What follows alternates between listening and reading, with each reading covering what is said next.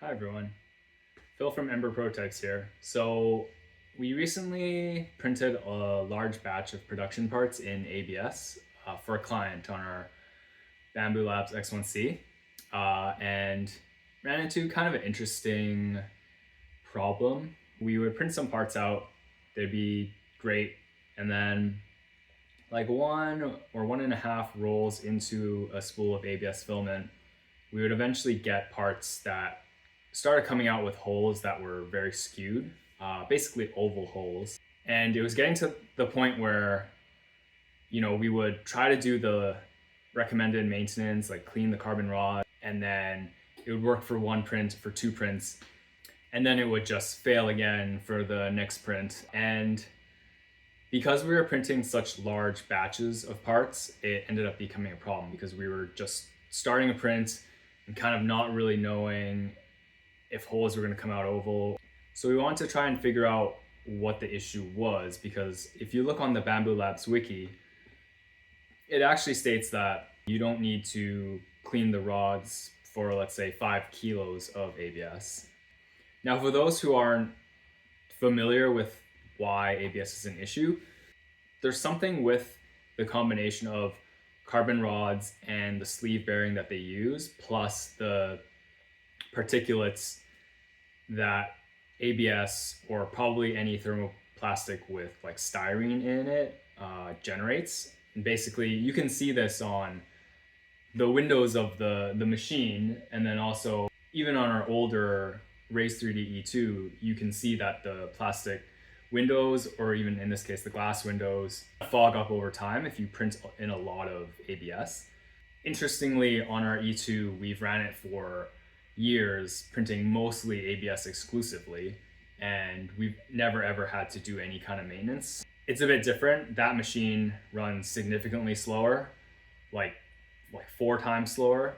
It also has linear rails for the x-axis. So there's something very specific about the Bambulab machines and their decision to have a carbon rod and whatever sleeve bearing they're used. So their wiki recommends that you will have to clean the carbon rods every 5 kilos of ABS. Now, from my experience recently, especially, that's not the case. We're finding even within one roll of ABS filament, you start getting these oval shaped holes and you start getting problems. TLDR is that if you print a lot of ABS on the Bambulab machines, you need to clean your carbon rods. Otherwise you get parts like this. And it looks like, at least for my machine, maybe it varies from machine to machine, but it looks like for our machine, we need to clean it earlier than every kilo of ABS that we print. And also, we've actually found out that there is a very specific way that you need to clean the machine. It's not just about getting the dust off of the carbon rods itself. There's actually dust and particulates that can get into the sleeve bearings. And so you need to really get IPA into the bearings and try to clean the bearings themselves along with the carbon rod. So one, we wanted to kind of raise this issue so that other people out there like us who are focused more on engineering applications, printing a lot of ABS, will see that, this is a known problem.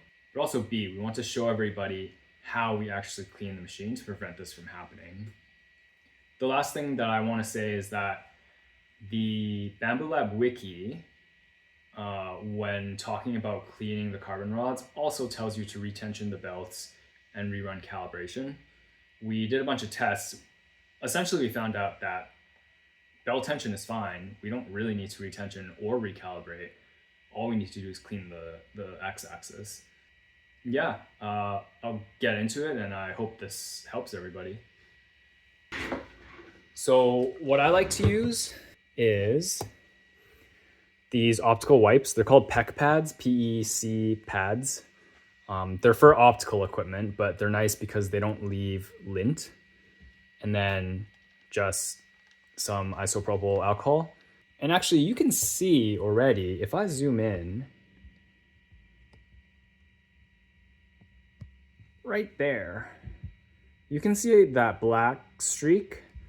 So basically that is all the dust, particulates, and crap that has settled on those rods from printing a lot of ABS. So we want to clean that off. But like I was saying earlier, you also need to get into the bearings and clear those out and make sure there's no gunk in there. Now, unfortunately, it's not easy to just like take this apart and then just like actually clean the bearings directly. So we kind of have to do it a bit indirectly by spraying IPA into here and moving the head back and forth.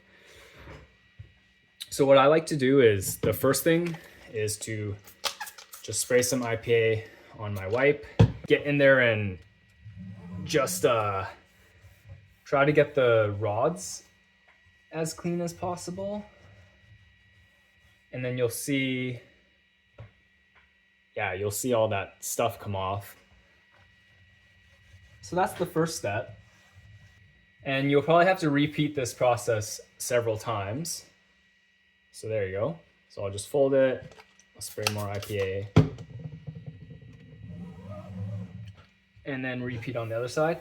Now the challenging thing is to clean the top of the rods, because what ends up happening is you sometimes get some lint or dust on the timing belt, which hasn't been a problem for us, but it's just a bit of an annoyance, if anything. So you can see how dirty this is, so we'll change it out with a new one.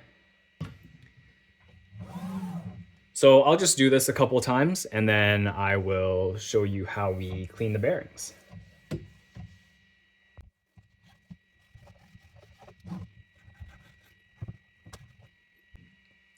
Okay, so this is the part where we clean the bearings. So we basically take a spray bottle.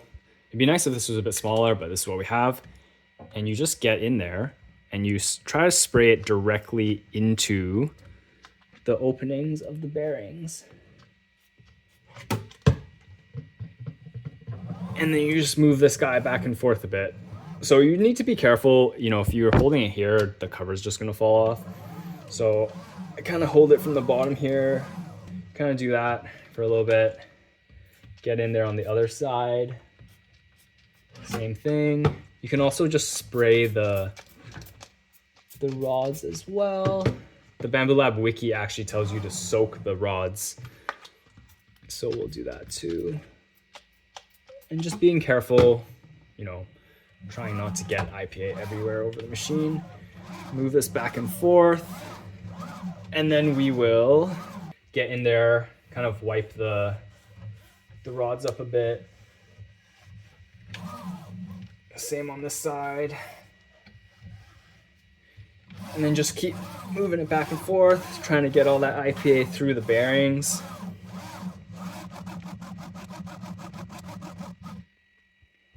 And then we will take a new PEC pad and just see if there's anything left over on the rods, if we did a good job of getting all the stuff off. Actually, I can feel already now that the x-axis is moving a bit smoother too, so you can definitely feel the additional resistance that's being caused by the gunk, which makes total sense. So you can see there's still some stuff, but it is way better than before. So I'll spray some more IPA in the bearings.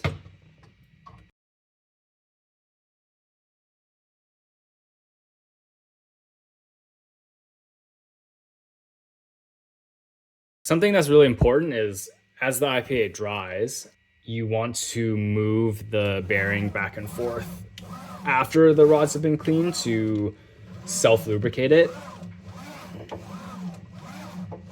And so we'll do that just maybe like 10 or 15 times.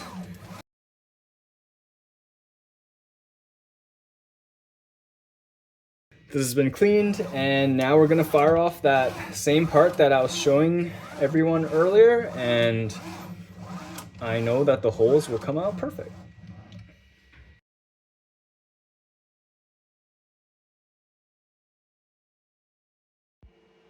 All right, so here's a side-by-side comparison. The one on the bottom is the one with the extremely skewed holes. The one on the top is after cleaning the rods. Nice and round holes.